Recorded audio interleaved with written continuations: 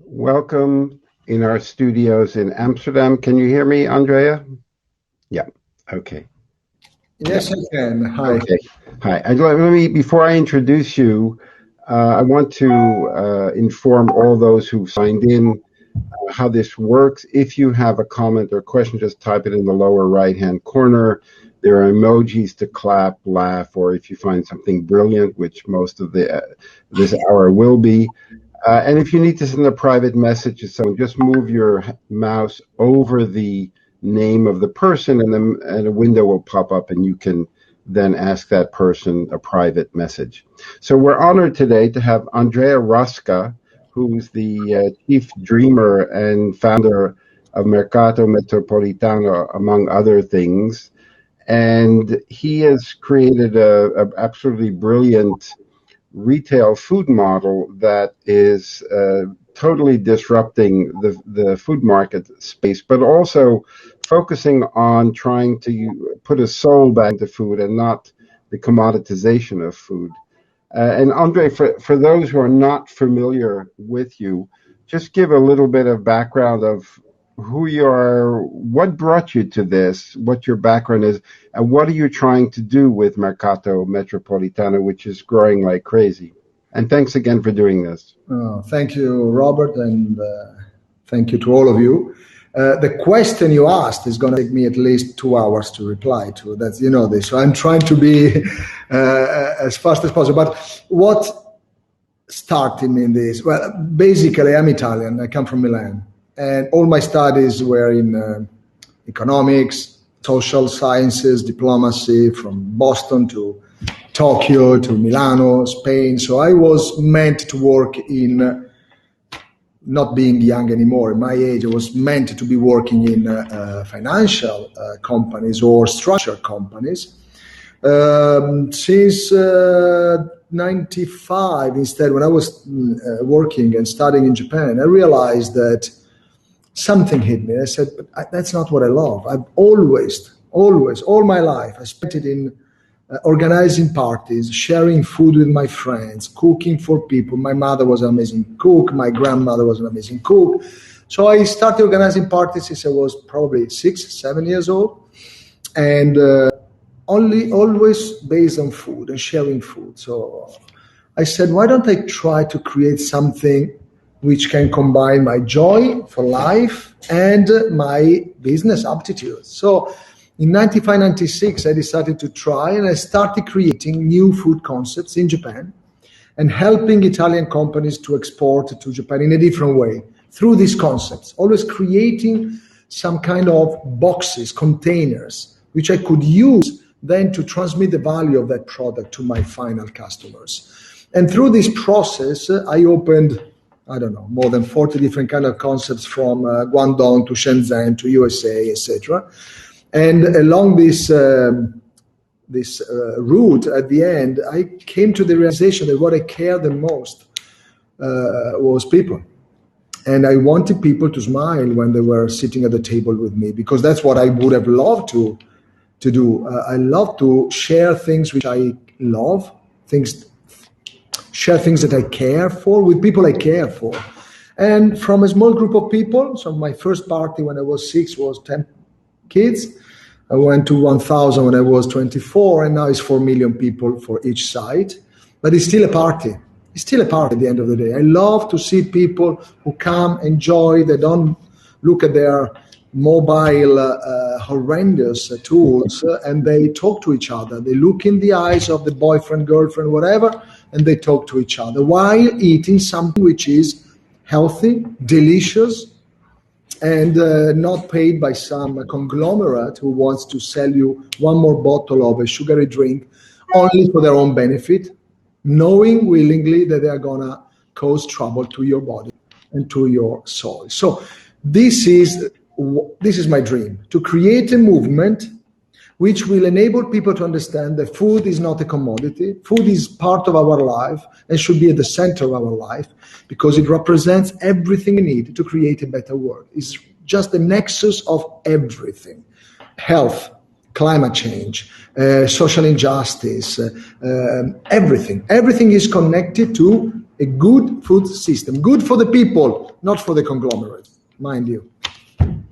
But for those, there are several people here who might not have visited a Mercato Metropolitano.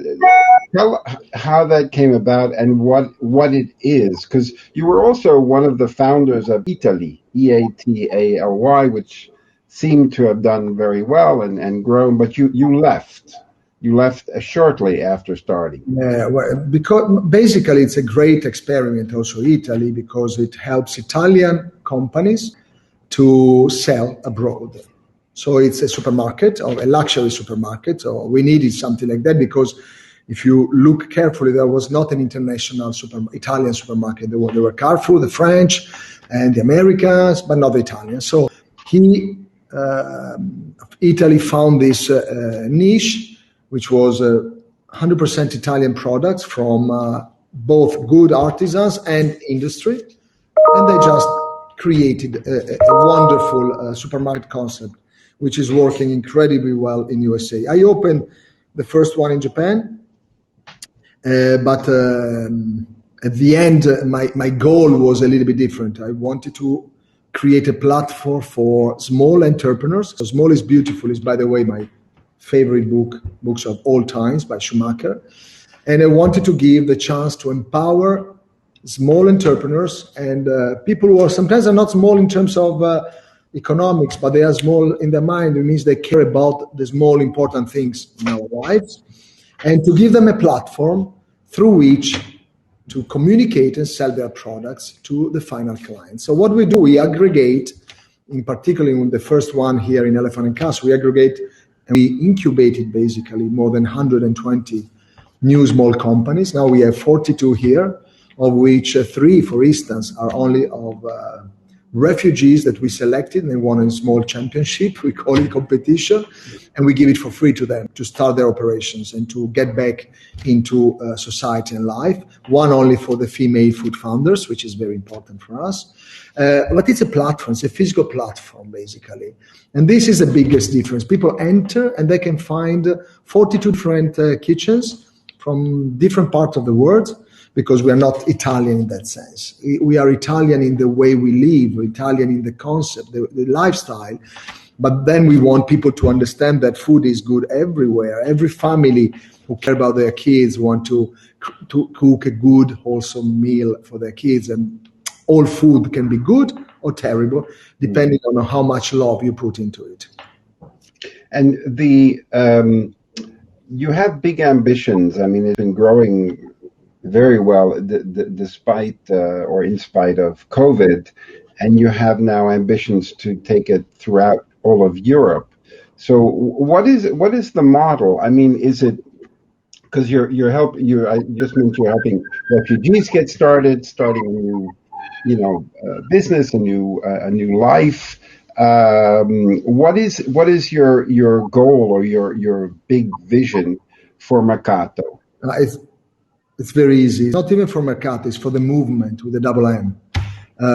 We want to be in every single capital in the world for one simple reason. We need to educate more and more people to change their life and lifestyle patterns into a more holistic, coherent, sustainable, and community-driven lifestyle. We start with food because that's what I care about, but it could be exported to fashion and everything else, obviously. We started with food because at the end of the day, I can talk about politics with you, Robert. I can talk about fashion, but normally I would invite you for dinner to talk about these things. So food is always on my table, and through this amazing catalyzer, which is food, good food and sharing food, you can address all other issues in the world. But what I found fascinating of your model is you don't rent a building from a real estate person. You go to areas that are kind of underdeveloped or not developed or abandoned, and you get the space, and you're not having to put in all of the money to rent, the square meters, etc. you get them, and people are actually asking, come bring your Mercato. How does that work? I mean, how do they know about you? That it generates, income. Why would they give up their traditional square meter rental? First of all, because it's failing all over the place. It's an old model. And I don't think it was COVID. I think that it was a post-Lehman process. These landlords need to understand that they cannot only win.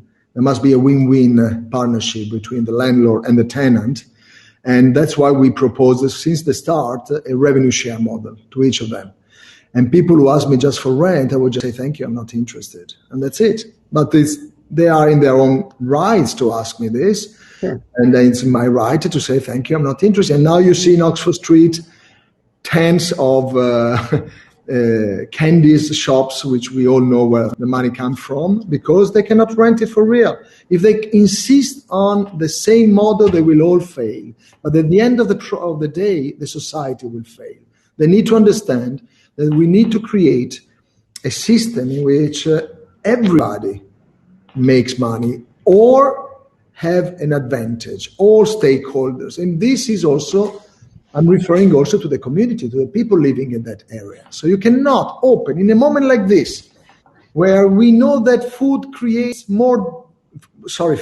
bad food creates more deaths than smoke. Now you let these incredibly candy shops open. You want everybody to become obese and addicted to sugar, chronic diseases, spiking. Are you crazy or what? So these landlords should be judged by the society and by the mayor's office also. I want to say this. This is ridiculous. So what we try to propose, and there are many instead very bright landlords who agreed with us. We're working now with Landlease or Grosvenor also, and the Berkeley homes. I don't know if they behave in the same way with everybody else, but because they see what we do, and they came to see what we have done till now, what we have achieved with the community. So how much we spend in giving free meals to kids and giving free meals to the people who need it the most during COVID, and organizing hundreds of events for school, churches, and hospitals. And even by doing all of this, we have amazing sales and amazing EBITDA. Then people don't understand how we can do it. And I tell you how we can do it. First of all, we work very much. Let's not forget this. We work very much. We love what we do. And it's not even work. For me, every day is tough, but it's holiday because I love what I do. And all of my team is like me.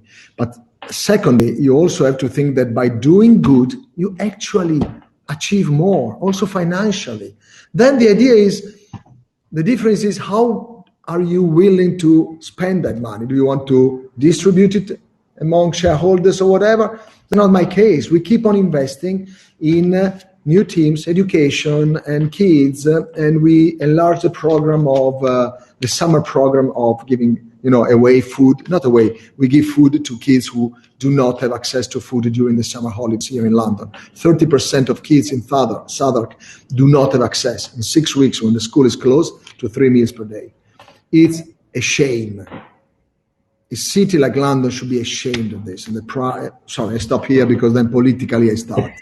And I cannot change that. So I do what I can with my strength.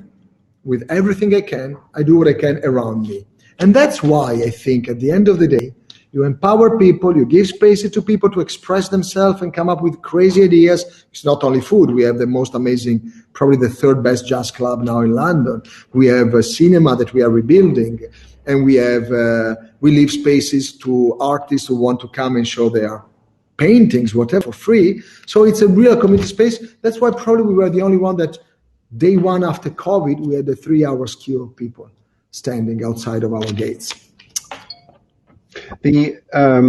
You're planning on, correct me if I'm wrong, bringing Mercato to Brussels, to Milan, to Berlin, to, I think you mentioned 2 places in New York City that you've been approached to do this. And in all of these cases, you're being courted by the real estate person because is it mainly because we've got all this space and nothing's happening here? No, I think there are two different type of people who contact me. First of all, as you were rightly saying before, we don't look for locations. We have no time because we receive so many requests to open and we evaluate what they offer us. So the first thing I always ask them is, do you believe in what we do? Do you know what we do? Sometimes they just read about us and they call us, obviously. So first of all, I send some articles in our manifesto. And if they say, yes, we agree with that, then we continue talking. If not, I stop immediately. If I see that I have some doubt, I also send the Declaration of Human Rights to see if they know about it, because at the end of the day, we are advocates of human rights. And sometimes they agree and they continue, and then they propose to us location they have. And obviously, they try at the start to negotiate the rent, but I stop there right away. Say, listen, there's no way. I'm going to study it, tell you what I think I might be doing in terms of sales, and we have to share it. You have to agree with that, and I will pay a percentage on the sales on that, if you agree with that.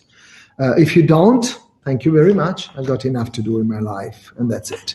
It's very easy. So we are now planning. The cities you mentioned are the cities which in which we are already working actively. And then we have got more than 29 new projects that have not even started to discuss because I have no time now. And we are building the international teams as we speak. So I'm building the USA team, the European team, unfortunately the UK team, which is different from European team now because of Brexit. And I stop here. And then the Japanese team also. So we are building the strategy. And again, what I want people to understand that I'm not trying to create a chain. I hate chains. Even the name of my market can change. I don't have the same name in any place because I don't care. It depends on the location, the building, of the community, and we give a different name. But what is important is the movement. What is behind the concept of opening that new market with the local people. I need to open with people locally who agree with my lifestyle and my philosophy and my ethics.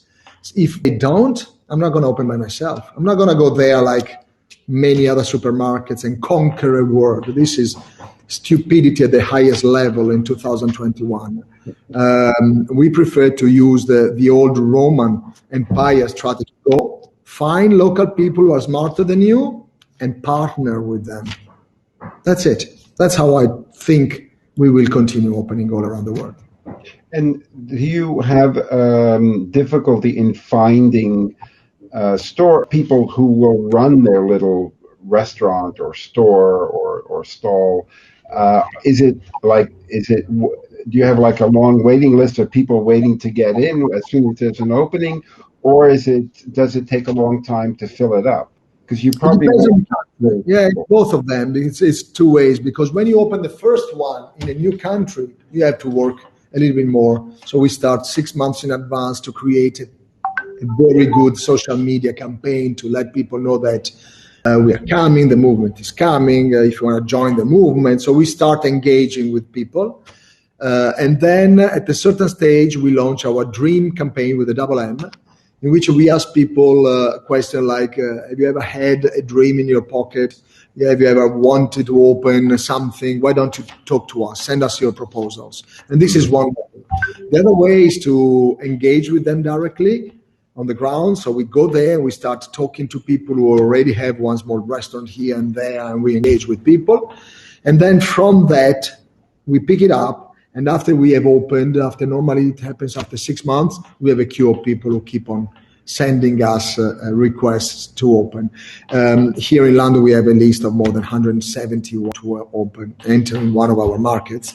And that the second stage is very important. The second phase, once we receive it, I have a team who study the project, engage with them, and start asking the questions we care about.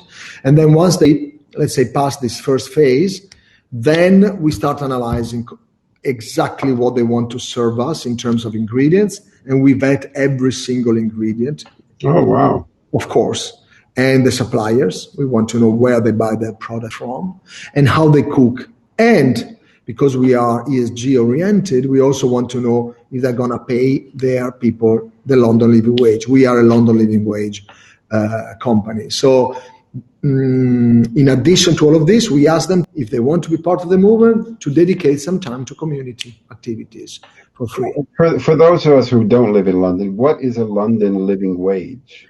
In London, in UK, there's the minimum UK wage, which is what is mandatory by law. And you have to pay, I don't remember now because after COVID it changed, but it was in the roundabout of a little bit less than £8 per hour, I think. This is what is mandatory. Then you have the UK living wage, which is a little bit above it. And this is not mandatory.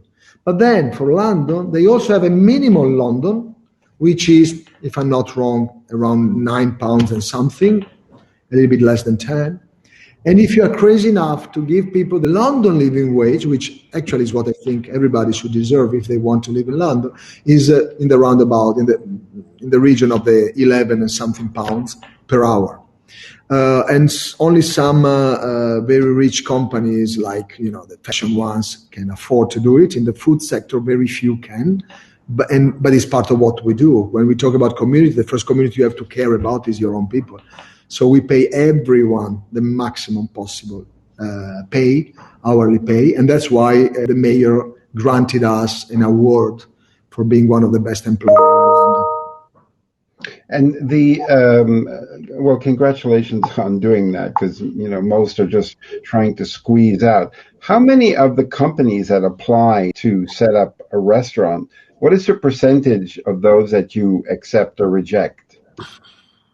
I think that at the end of the day, out of probably 30% are feasible projects.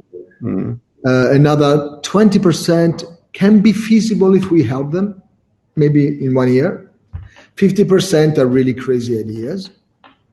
And sometimes it's just a pure dream without any sense of reality, because they've been cooking for their friends twice or three times and they think they can cook. And sometimes I talk to them, and I try to talk to all of them, and I tell them that, that if you want to work in this field, you have to stand for at least 14 hours, work for 14 hours and serve food for 14 hours, sometimes to hundreds of people every day. Do you have the stamina to do it? Do you have the physical stamina to do it? And the people say, yes, after 3 days they're dead. They can't cope with it. So hospitality is something that you shouldn't be doing it because you want to make money. You should be doing it and considering it if you really care about the others. If you really love to see a smile of a person in front of you when you serve them food or whatever, that is enriching you so much, and it's not money. So if you don't have this in hospitality, you will never succeed for real. You will make a lot of money, but for me, success is not money. Success is how many people will love you, how many people you're helping, how many people are smiling around you. This is a real success, not money. Is Mercato Metropolitano, is it mainly a market of food courts or restaurants, or is it also for shopping for groceries? There is a small shop, because I believe we need to give the essentials of incredibly good products to our customers. But we are developing a new model where we will have approximately 1,000 SKUs, which will be chosen by my team directly, and we will go without brands, because we don't want to enter in this silly competition of pricing and commoditization of food, as you mentioned before. So we are going to select the best possible products and try to give that products and sell them to our clients at the perfect price for the perfect quality. And so we will always have a small corner, but we will never be more than probably 15% of our spaces. So people go to have a meal? Mostly, yes. Okay. And growing at this pace, because it wasn't that long ago that you started in London, and now you're going to be doing North America, further in Europe, looking at Japan. That's quite an expansion. That's quite a large, even though you don't need to rent, you're not paying for the rent in that, it's still a lot. You got to get staff going. How do you hope to finance this? Well, what we need to finance is just really the headquarters. I need to find more people to help me, to create teams who can help me develop this. Mm-hmm. I don't need money for the capex of education. That is very important. But obviously, when you open a new market, you need the first 6 months of OPEX. So you will need a little bit of money, but probably out of a full investment of a new store, you will need to have probably not more than 20% of the whole investment, because the rest will be invested by the landlord or the local investor. Oh, okay. So it's not going to be a massive need for investment, unless we decide to go even faster and we start opening directly and then look for a partner if we want to go fast. In that case, I might need a different kind of money, but with the same scope at the end. We need to be everywhere, not always with the brand Mercato Metropolitano, but with the MM logo obviously there, because the mother is there. But we need to create a market as a business model also with local people in it from the start. Because if not, you become again a colonizer and a chain, which is a terrible thing to be. I would imagine that you'd be even, because you're quite outspoken and you speak your mind and you shout your barbaric yawp over the rooftops of the world, like Whitman said. So you'd probably be even more selective for investors as you would for actually people who are setting up markets in your place. What is your ideal investor? Someone who believes in what we do, someone who cares for our society, for people, and for the environment. They need to understand that obviously they must make a return. Sure, okay. It cannot be at the expenses of the health of people. That would never happen with me around. You need to kill me first. And that is the kind of people I'd like to find. And people, I tell you another thing, with whom I'd love to spend time around the table to eat and drink, also when we don't talk about business. Because this is very important for me. The social aspect is incredibly, I'm not here to do business. This is not business for me. This is life. So when people tell me, why do you think about this? It's just business. And I say, what do you mean by that? I work here 18 hours per day. This is my life. I want to work with people I like, not with people I dislike, just for a purpose of, I don't know, floating the company or getting more money. I'm already the richest person on earth, Robert. I got a beautiful family. I got enough food every day. I know where to sleep every night, and I'm healthy. What do I need more? Is there a particular reason that you started in London rather than, let's say, Italy or? Yes, there is a reason for that. When I was young, when I was 15, I've always wanted to travel. That has always been I couldn't stay still. So even at school, you can imagine me when I was 15. And so I had a father who was very, very, very serious, a wonderful father, but very serious. And he always told me, if you want to go on holidays by yourself, you have to work. If you want to come with us, obviously, I'm happy to have you. The only time when I will pay for your holidays if you go to study abroad. So I started when I was 15 to go every year to London. Okay. To English, and I fell in love with London. Still, London is one of the 3 cities I love the most.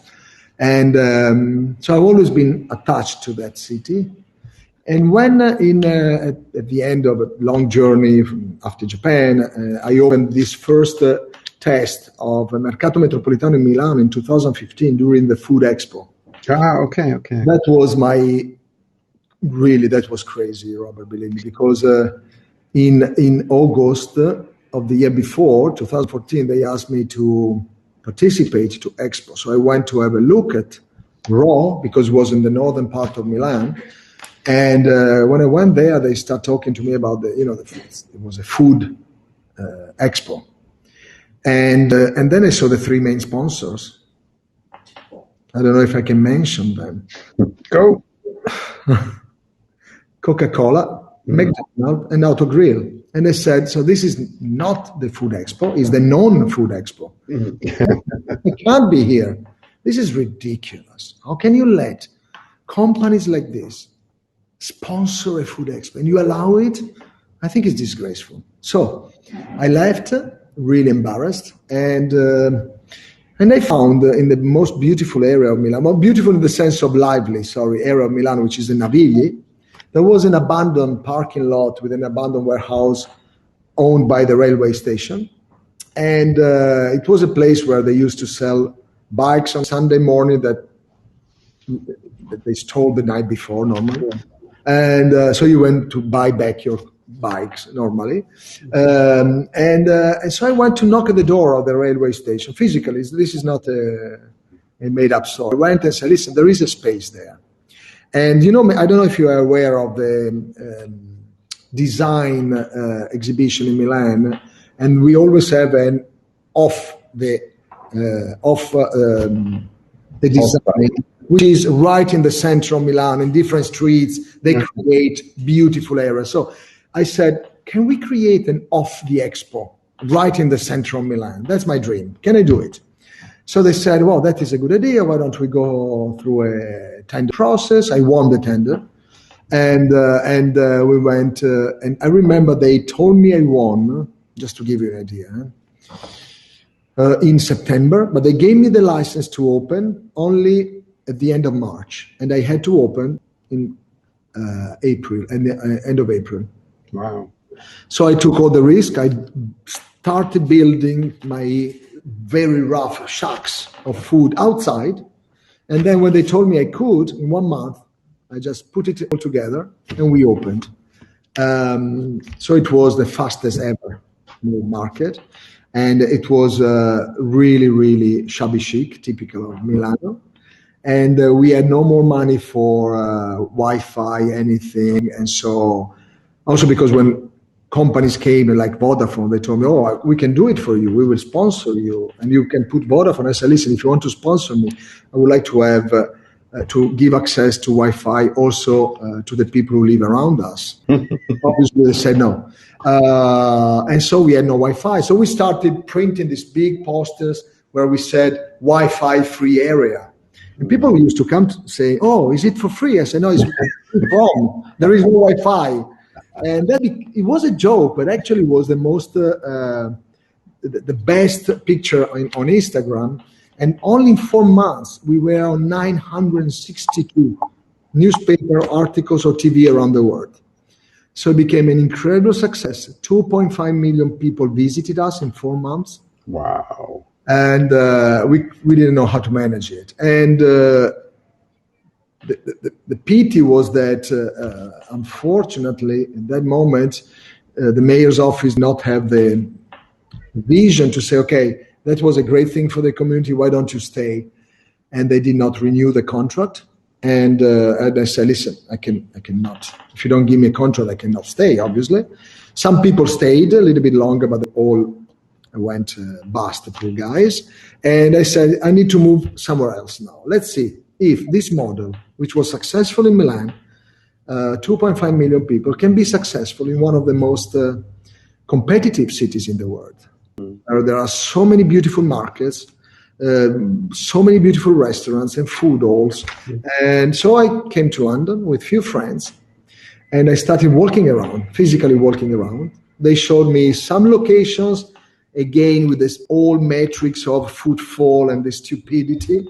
And then they showed me an abandoned area of London. It was full of junkies and stray dogs. I still remember it. I got videos on that. In the south of the river and Elephant and Castle. So I received, I don't know how many advice and suggestions not to open it, because they said no Londoners would ever go south of the river to have fun. And secondly, there is no one walking by. There is zero footfall. And there was no heating, no water, and no gas. So they said, Andrea, this is going to be your biggest failure. Don't do it. But when I entered, I fell in love with this location. And when you feel the vibe, I could see in front of my eyes exactly what was going to happen. I opened. I listened to no one. I opened with very little money I had in my pocket, because I think I at the end, me, my friends, a little bit of a loan in the bank. I had 1 million in my pocket. And 1 million euro. And I remember when I asked I didn't know about the structure here in UK. When you ask an architect to do a study for you, you think you're asking one person, but in reality, you have 52 passages, because they have to ask someone to ask you to send a fax. This is already 2 salaries. Then you have another one who will read the fax to another one, 3 salaries. And that is how it is built. And when they came to me with the first proposal, it made me laugh so much. Because it was 5,000 square meters, they just calculated it's going to be 7.5 million to build it. I said, oh, wonderful, but I got 1 million. Oh, you will never be able to do it. 3 of them told me that. I opened with 1 million, obviously, and we did 9 million pounds of sales the first year. Wow. 15 the second, and 21 the third, with an investment of 1 million. Obviously, we invested a little bit more later to just fix things. And then that, again, after Milan, it was a second proof of the fact that people don't care about marbles or glitters or golden leaves. They care about authenticity, coherence, real food, real vibe, real community-driven people, and no advertising. I have no budget for advertising, zero. We do a lot of communication, guerrilla marketing and social media, but we don't pay for anything. People talk about us. It's word of mouth. If you're authentic and you believe in what you do and people like it, you're lucky enough that people like what you do, then you don't need to tell people that much. And I still see people say, oh, I didn't know about Mercato. You are not doing a PR. In the right way, I say, listen, I've got 4 million people. Can I have less, please? I don't know where to put them. So you understand, it's a different mentality. And I find it very difficult to talk to the standard way of doing, people who do business in the standard way. I'm going to start taking a couple of the questions. Aaron wanted to know, there's been much talk recently about certain global bad actors in Italy using organic labeling as a way to propagate illicit black market funds. How do ones doing the right thing in the food world compete with those that may not be playing by the rules? But doesn't it happen in every field? Sure. How do you recognize them? The only way I try to recognize them is by not listening to them that much and not caring too much about the organic stamp on their products. What we try to do is go to the place, talk to the people, and engage with them, because you understand much more if you have the chance to get to know them, because then you realize that some of these the organic stamp sometimes a business for the certificators, not for the people. So I know so many small companies who do not have the money to become organic, but they prepare their food, they grow their vegetables in a much more holistic and permaculture way than organic. But I must say that it's not only Italy in this. There's been scandals all over the world, in USA, UK, and when it's not a scandal, but it's a Unilever, Procter & Gamble, or whatever, putting an organic on their products, and then they sell shitty things but with the organic brand on it, that is the biggest scandal in the world. So be worried about the big conglomerates. Okay. What I worry about. Steph wanted to know, how do the traditional supermarket convenience stores respond to your business model? Do they understand your model, which is obviously more inclusive to society? I think it's difficult for them because they know they need to change, but to change these gigantic chains, I understand it's difficult. For me, it's easier in a way because I'm starting now.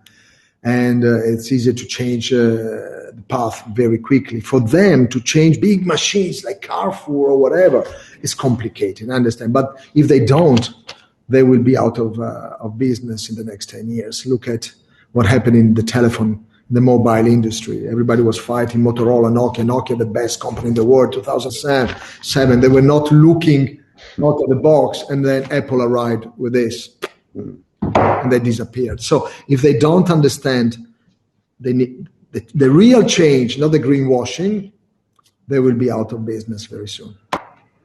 Beata, my general counsel, wanted to know, what are the main hoops you need to jump to your movement and your dream?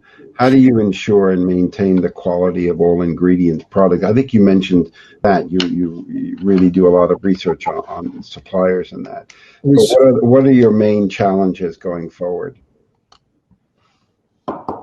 Speed,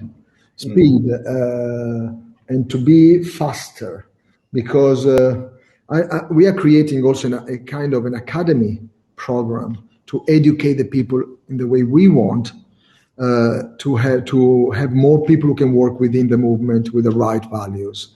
This is one of the worst obstacles I have, because the education today, most of the universities are still based on the economy of last century. So they still teach marketing as it used to be. They still teach finance the way they used to. So when I hire someone from university or from any place, they still sometimes reason in the wrong way, in the brainwashed way of thinking that food is just a commodity, and if you eat a burger once in a while from McDonald's, it's not bad, because of this mentality that has been installed in their minds. And when I hire someone from a beautiful university, from, I don't know, Imperial College, they come with the financial methods. And then when I talk to someone from SOAS University, which is all about development, they hate money, they love charity. And instead, they need to understand that I'm trying to find is this middle ground where you do business, you make a profit, but you are ethically obliged to use that profit for the benefit of all of the people, of all of the stakeholders. Once they understand it, then they can work with us. So I think that the challenge, the biggest one, is to find people who believe in this and invest with us in social impact, as you were mentioning before, and to have people who can work with you who think like you. What are the figures for each Mercato in the number of people who visit on average in a year? I was quite impressed. I remember you mentioned it before, but I forgot the exact figures. Well, in 2019, the only one which was completely open for 1 year was Elephant and Castle, and there we made an average of approximately 3.84 million visitors in 1 year. Wow. And then we had Mayfair, which just opened because we opened for 4 months and then COVID hit us. So we cannot really understand how much it was, but it was already in the hundreds of thousands because we couldn't fit in. There were queues outside, and we had a capacity of 500 people at that time. So we are talking about, depending on the location and the seats we have and the space we have outside, we can go from the 1 million to the 4 or 5 million. And in how large an area? We are the smallest we have now, which is a new model we are testing now, which is an MMY, which means my. It's a small one. We are opening one in Woodwharf, in Canary Wharf, next month. And it's going to be 650 square meter plus 1,000 square meter of garden right in front of the water. And that is the smallest one we have, which is for the community. You know that I also despise the delivery model that is now taking place. So we prefer to open this small neighborhood and we deliver directly to the people. We don't deliver, we physically take the products to them and the people living around us. And then we go to the biggest one, which is probably now the actual one is around 5,000 square meter, Elephant and Castle and Berlin. But we are already evaluating a 12,000 square meter in Brussels, a 14,000 square meter in Milan, and 8,000 square meter in Boston. There is no limit. You know why? Again, because we do not have a model, Robert. If we have 20,000 square meters, I will go and talk with a student house. I will go and talk to people who have cinemas, who have art museums, and because we are a platform, we include them in our community space. So it's not that I'm going to do 10,000 square meter of food. or 20,000 square meters of food. You have to create a place which is wonderful for every hour of the day, and it can give and reply to needs of different people around the world, around the community, sorry. And the one that you're planning in Brussels is quite large. It is quite large. We are, I don't know actually if they will allow us to do it, because we are a little bit anarchic and aggressive in our plans, but it's a rooftop of a building, and the project includes an aquaponic, a piece of permaculture, and at the center a Mercato. The idea is to create a circular economy model where we basically grow everything at least not everything, most of the vegetable we need. We have also the fish, and then we can sell it as a market or use it in our food preparations. And but you said that you were also going to set up one in Japan, or several in Japan. Japan I'm going to do it for sure, because that's the third place I love the most in the world. And we are already discussing with our partners. But again, you see, there I got so many friends, so many partners, and they're waiting for us to go. And I'm not going to create a big stress to my company to open it, because I've been already dealing with these people for 2 years. They know what we want. We already share the values. Once we find the location, they will be operating it with us. So you see, it's a different way of growing, developing your company. And when you make an agreement with the real estate people and you develop it, and they say, hey, we were not successful with that space, Andrea is very successful, we have to renegotiate the contract. How do you make, because they'll see, oh, there's money now to be made here, we should start charging rent. How do you keep that that location under those conditions? Well, I'm ready to leave the day after. It's very easy.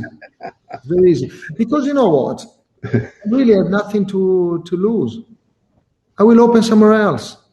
They need to understand that I'm not going to be I'm not going to be under, let's say, their way of doing things. I don't care about what they think. I know what is fair for what we do. If you don't want food, go for a jewel shop and get more money. If you want food and you want community, don't just say I want community and then charge me an amazing rent, because that is false. So I want them to understand that they need to be coherent with me. If they're not, I'm going to shout. They are in big danger, because you know me. I'm going to talk to people and say simply that they did not allow us to continue, and then talk to 4 million people who are not happy about this and try to get a license for something else. So you said it's not that you have like a 10-year lease with these people. Now in the new ones, now they're proposing us 10 years. Okay. So, and they cannot move anyway. So there are some real estate that we are talking to that they're really fabulous. I don't know if they're wonderful with us. Again, I don't know about the others, how they deal with the others. But with us, they've been like Landlease and Grover in this moment. They've been, or even Canary Wharf. I mean, they offered us amazing deals, probably because they really want us. But you bring a soul there, and they probably don't have a soul. At the end, they really love it. They just don't know how to create this new business model, which needs to be created. And so they are testing it with us, or people like us, obviously, not only me, other people who think alike. The people that are listening to this live, and those that will be watching the YouTube or Facebook stream or the replay, what can they do to help you? What can we do to help you? Become an ambassador. Be an ambassador for us. Make sure that every time you talk about and you eat your food and you choose your food and you find a location which has been abandoned, think about the fact that food is the most important aspect of our lives, and don't take it for granted. And don't forget that when you choose the right apple, which comes from the right farmer, which comes from the right soil, you are touching so many points, because remember, the soil is, at the end of the day, is the biggest terrestrial carbon store. If you have good, healthy soil, it absorbs carbon. And actually, nature can transform that poison into essential nutrients for us. So when you get that apple and you pay the right amount to the farmer, you are also giving him a way out to feed their family and not become slave of the chemistry industry of fertilizer and the pesticides. This is what I really hate the most. So I think that by choosing the right food and by sharing that food with someone, because that is the other part of it, cut it in half and share it with someone. Nothing fulfills you the most than sharing your food with someone. Healthy food, not chemical, poisonous food. So be an ambassador of this, be an ambassador of the movement, join the movement just by being part of what we do. And if you have locations around the world, if you have people who want to invest in location like the one we'll be discussing about, or want to be part of the movement, just come and talk to me. But I need people who really believe in what we believe in. No, I totally agree and appreciate that. And when I send the replay of this talk, we will include the contact for Mercato Metropolitano for those who want to follow up. And is the you're also planning to do a couple in the United States, you mentioned. That is going to be tough. Yes, it's going to be tough because you know that in this sector, USA has got two extremes, the worst and the best. Yeah. So the worst is this level of obesity and junk food that is just unbelievable. But then they are on the other extreme, the healthiest people. So you find on the coast, the people are super fit, super healthy. And so what I would like to take there is again the idea of, yes, being fit, but having fun. And having a good meal doesn't mean that you have to eat only steamed chicken breast. You can eat amazing good food and a good glass of very good red wine, which is super good for your health and for your veins, or good Parmesan cheese, which is incredibly rich of proteins and calcium. So don't listen to the silliness of the industry and the advertisers. Just believe me, it's more of everything. Remember the colors and the rainbow. If you eat vegetables, trying to eat all the colors of the vegetables every day of the week, that color represents the vitamins that are in those fruit and vegetables. So eat as much as you can in the sense of variety, not in terms of quantity. Vary your diet and eat something which is wholesome and is being made in artisanship. Not made in anything that can be bought in a petrol station, just avoid it. Please. That is not food. It's the fuel you need for the car, and you can put the same food in the car too. Don't eat it. Okay.